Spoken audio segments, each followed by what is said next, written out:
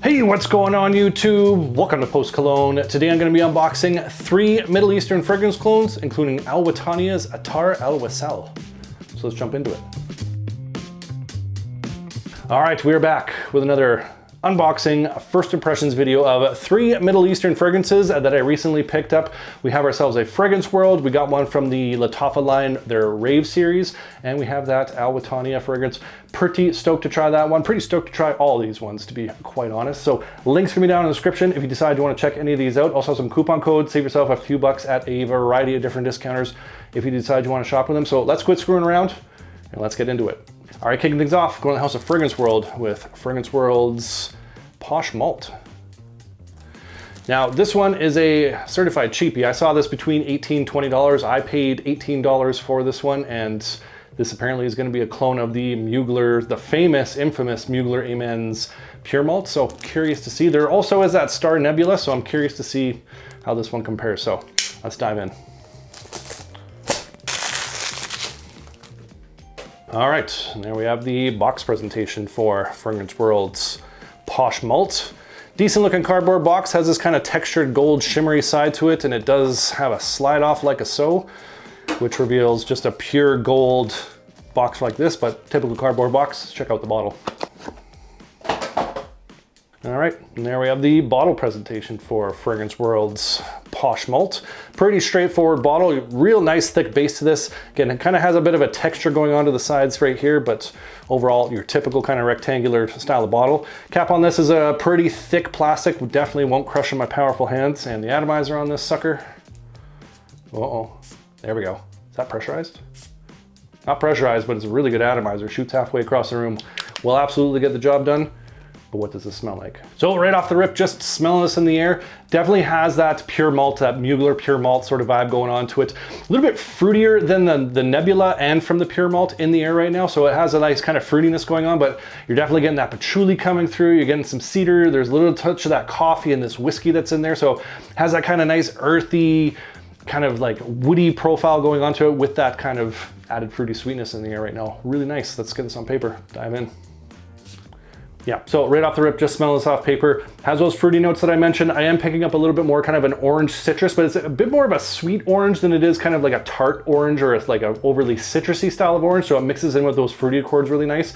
Patchouli is definitely coming through. There's this boozy touch to it. You're definitely getting some of that kind of coffee cedar vibe going on. So very similar to how it was in the air, but not as earthy as it was in the air. I'm picking up a little bit more of the fruit accords on this one, but so far really quite nice.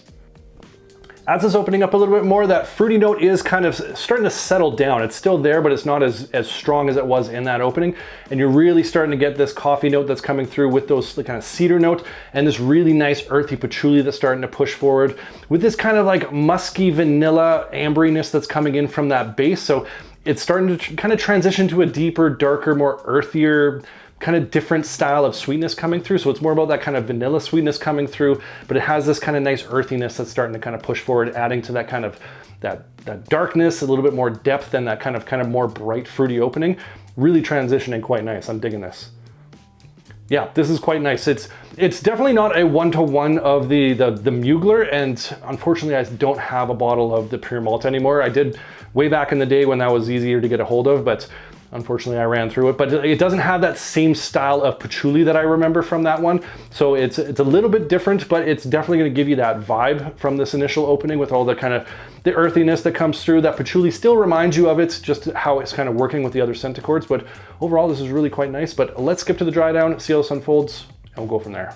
All right, back with the dry down of Fragrance World's Posh Malt. Been about an hour, let it settle down, do its own thing. This did change a decent amount in that dry down. I know I signed off saying that didn't really remind me of the pure malt by Mugler, that patchouli note that's coming through. Got a lot closer in the dry down, so that patchouli came forward a lot more. It has a nice amberiness that's kind of pushed forward. It was there in that opening, but in the dry down, the amberiness has come forward a lot more. There is that kind of vanillic, musky sweetness that's in there, just kind of tucked in behind those earthy tones, some of those woods that's coming through, that cedar that's coming through. And it does have that touch of that whiskey booziness. It has a little bit of a gourmandy coffee coming through, adding to that sweet accord, adding a bit of like a dark richness to it as well. But it's really about kind of that ambery patchouli that's coming through with the mix of those sweet accords, and really quite nice. It is doing that Mugler pure malt some justice here for like an $18, $20 fragrance. I think they got pretty close to it. It's a great interpretation of that DNA, and I am digging this one. Not pushing off the paper too well. I have a feeling this one's gonna have to sit for a few weeks before it kind of really does its own thing, gains a little bit of steam on the performance on this one. But like I said, 18, 20 bucks, smells pretty good, and I'm impressed. That's Fragrance World's Posh Malt. All right, next up, go to the sub-brand of Lattafa, and it's Rave's Royal Supreme Dominant. Now, I scooped this up from FragranceNet for $27, and these are a little hard to find at various discounters. Fragrance World was one place that I found with a decent price, and I have the Conquer and I have the Royal Supreme King. Really like the Royal Supreme King, and the Conquer is no slouch either, so I'm hoping to keep the trend going with Dominant here. So let's dive in, shall we?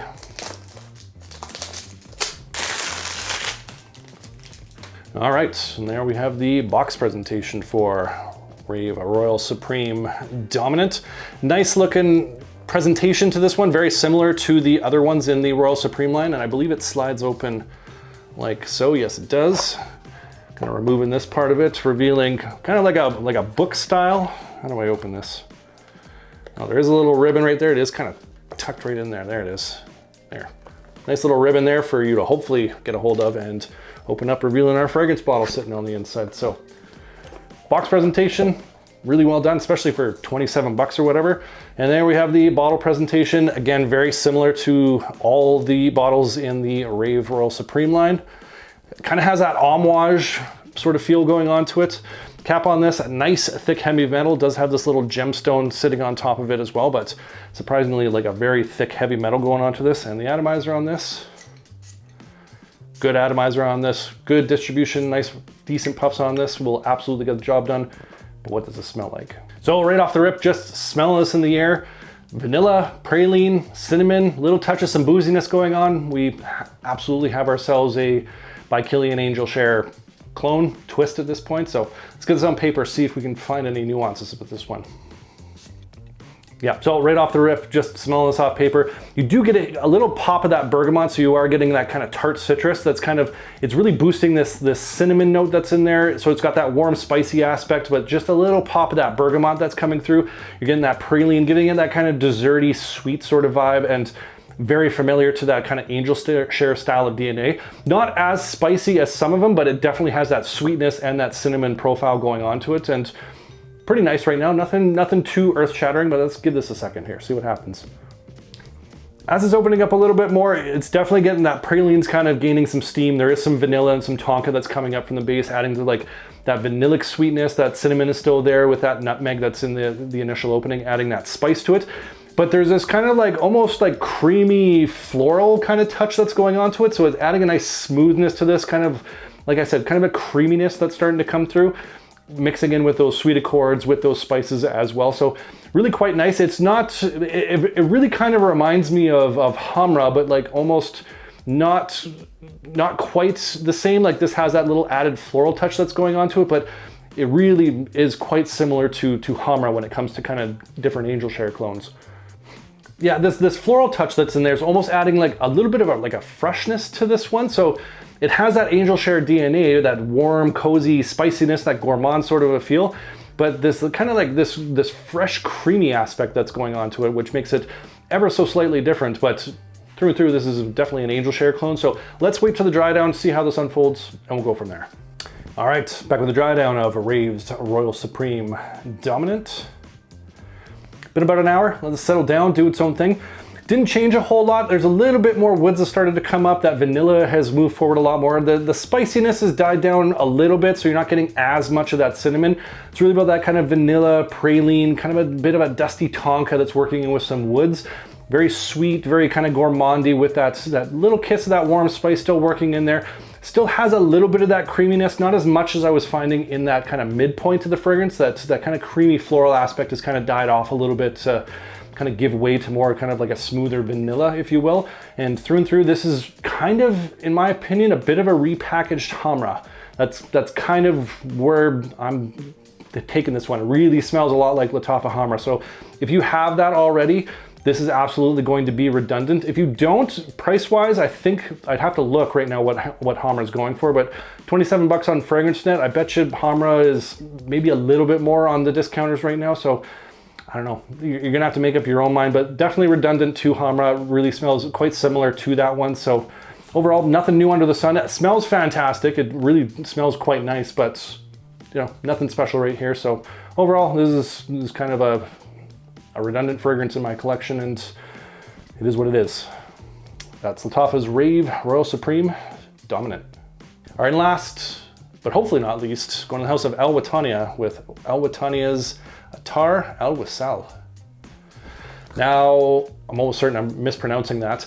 Picked this up for $18. So this is also a certified cheapie, and I haven't heard a whole lot of people talk about this one. I think this one's flying under the radar a little bit, and let's see if it's a hidden gem or hiding for good reason. All right, and there we have the box presentation for Attar Al Wesal. Pretty straightforward cardboard box. Kind of has like a bit of a glossy pattern that's going on in there, and that's about it. Typical cardboard box. Let's get to the bottle. All right, and there we have the bottle presentation for Wataniah's Attar Al Wesal. This is deceivingly heavy. Like, it doesn't look like much, but this is like a very heavy bottle. I'm not sure if it's just really thick glass or what's going on. I can kind of see a bit of a thick base that's going on here through kind of the just translucency in the back there, but this is deceivingly heavy. Cap on this has got kind of this like thick acrylic with like the cap that's in the middle, and it's got a little bit of kind of like a, I don't know what you would call that, kind of a, not a bejeweled, but a little sparkly geometric pattern around the ring there. So interesting cap presentation on this. And the atomizer on this bad boy. Good. Is that good? That is good. Fat sprays on this, goes a decent distance, will absolutely get the job done. But what does this smell like? So right off the rip, just smelling this in the air, we have ourselves another Jean Paul Gaultier Ultra Male clone. Really quite nice though. It's got the lavender and the mint in this is very strong. So it's got like a very kind of powdery style of clean, fresh lavender with that fresh, spicy mint working in there. And it does have that kind of fruity sweetness that's going on as well that gives it that kind of ultra male style of backbone, but really like a very textury style of clean lavender. So let's jump in, see what we've got. So right off the rip, just smelling this off paper, really nice opening to this one, especially for like an $18 fragrance. Like the pear in this has that kind of like that pear texture almost going on to it. That if you've ever bitten into a pear, you know what I'm talking about. But it has that fruity sweetness that's going on. It has that really clean lavender that's there as well. I'm picking up a little bit of clary sage aromatics as well. So it has that kind of clary sage style of like sweet aromatic going on to it. Undeniably has that mint going through, like that fresh spicy style of mint. Has a little bit of a sweetness going on to it, but it's mostly kind of more of a fresh spicy style of mint. And then you do get a little pop of lemon coming through. So really nice kind of fresh, clean, bright style of opening, but like the pear in this is quite nice, and that lavender texture I'm enjoying. As it's opening up a little bit more, there is a little kiss of some cinnamon coming in, so it's kind of warming things up ever so slightly, but I'm really getting that clary sage starting to push through more. The lavender's still there, and the pear is becoming a little bit more robust as well. So that pear is like opening up as well. It's becoming a little bit more like photorealistic style of pear that's moving its way through. It doesn't have that kind of sugary, sweet, synthetic sort of fruity top that some fragrances have. This really kind of reminds me of that pear, but working with those aromatics really well. There is kind of a warm spice that's starting to work in, a little kiss of some woods, and probably a little vanilla starting to kind of accentuate that sweetness within the aromatics. But pear, clary sage, kiss of some cinnamon, a little bit of woods coming through, that mint still there, really nice. Yeah, fresh, clean, sweet, kind of flirty. I think they're doing a pretty good job of this ultra male for, again, for like 18 bucks. I'm pretty impressed so far, but let's skip to the dry down, see how this unfolds, and we'll go from there. All right, back with the dry down of Wataniah's Attar Al Wesal. Been about an hour, it'll settle down, do its own thing. Really nice dry down on this. It got a little bit kind of deeper and a little bit almost darker. Maybe that's not quite the right word, but a little bit thicker perhaps would be probably the right word. So it was very fresh and aromatic in the opening, and in the dry down you get a little bit more kind of this vanilla coming through, taking on like a bit of an ambery texture. You're still getting that kind of fruity sweetness. You're still getting those aromatics, that clary sage that's working its way in, but there is some additional woods that have come through. But through and through, this is a really nice ultra male style of DNA. In comparison, I'd say it's like kind of in the Rams territory, the Lattafa Rams Silver. It's kind of in that territory. It's not as sweet as the 9 PM by Afnan, and it's not as like lavender aromatic heavy in the dry down as the Noir Mauve Spectre Rainbow. I find this one's a little bit closer to the Rams in terms of the comparisons there, and overall, really nice fragrance. And for what did I pay for this? 18 bucks. Pending performance, I think this is a fantastic pickup if you're looking for that ultra male style of DNA. This smells fantastic, price is right, so I'll have to get back to you, let you know about the performance, but overall, pretty pleased. That's Wataniah Attar Al Wesal. All right, so there you have it. That's 3 new Middle Eastern fragrance clones, my unboxing and first impressions. But I want to hear from you guys. What's your scent of the day? Tell me what your scent of the day is. Comment down below. Love hearing from you guys. Love getting your different recommendations, your hidden gems, different tastes and scent profiles. Appreciate you. And if you enjoyed this video, make sure you hit that like button. Don't forget to subscribe. Thanks so much for watching, and we'll see you all next time.